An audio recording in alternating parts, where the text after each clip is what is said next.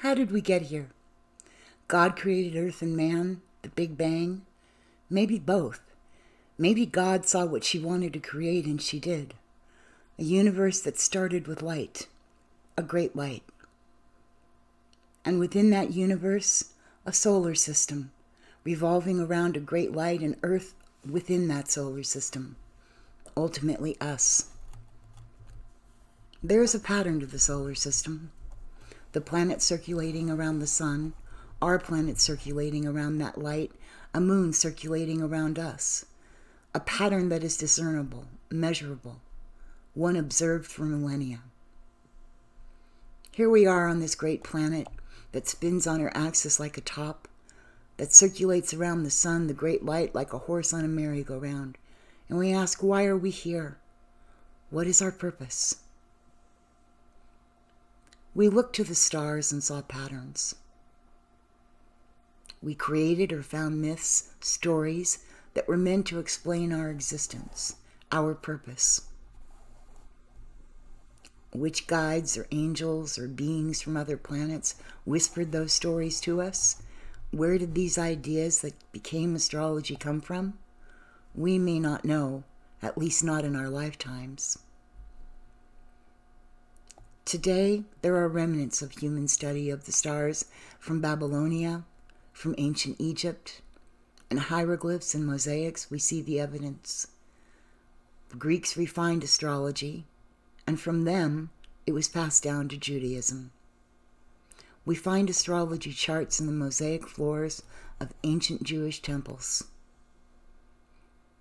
In Islam, we find the same. In Christianity, we find the charts centered around Jesus, another great light. Cardinals and monks studied the cosmic science. It was built into, and at times quite beautifully, the churches of Europe. Astrology is part of man's history, of Judeo-Christian history. We watch the sunrise and we recognize that as a cycle we refer to as day and night.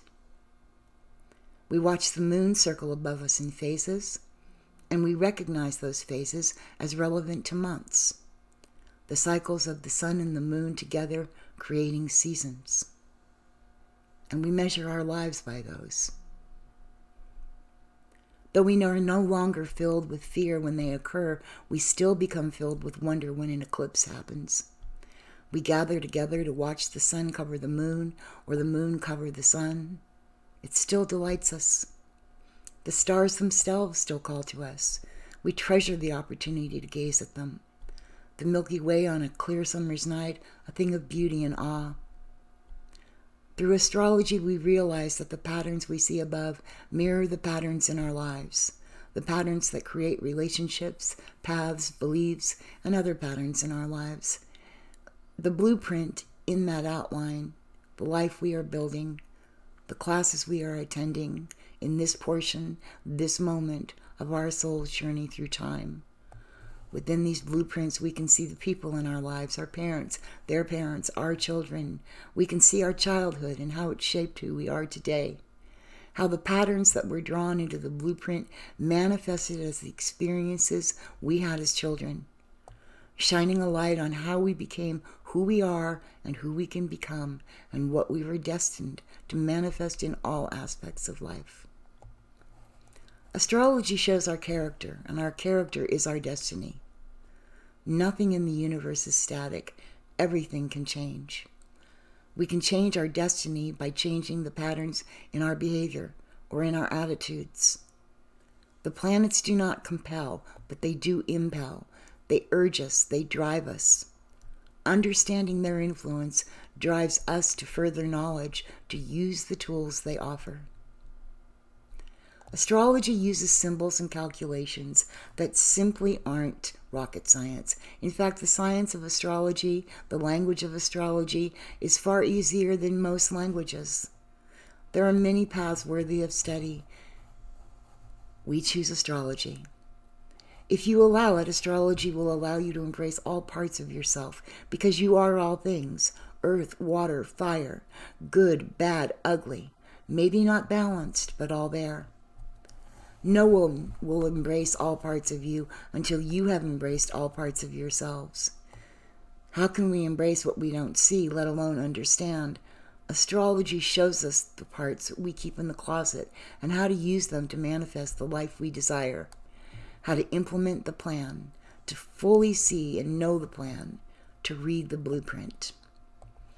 Why do we as astrologers want you to know any of this? Because we want you to be everything you are. We want you to love yourself enough to go out and dance as if no one is watching, to feel the ecstatic aliveness of being yourself. Because the more of us who reach that state, the sooner everyone will reach that state. The sooner love of self allows us to love others, the better. That truly is one of the keys to healing the planet. That can come to you through many paths. Astrology is our path, and we are here to act as your guides. Some people think astrology is too hard. Can you figure out what 90 divided by 3 is? How about 90 plus 90? That's how hard the math is.